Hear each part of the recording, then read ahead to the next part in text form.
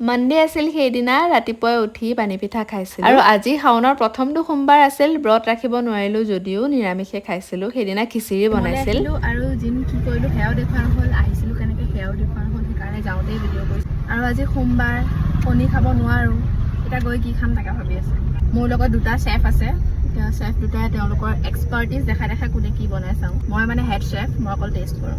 thank U by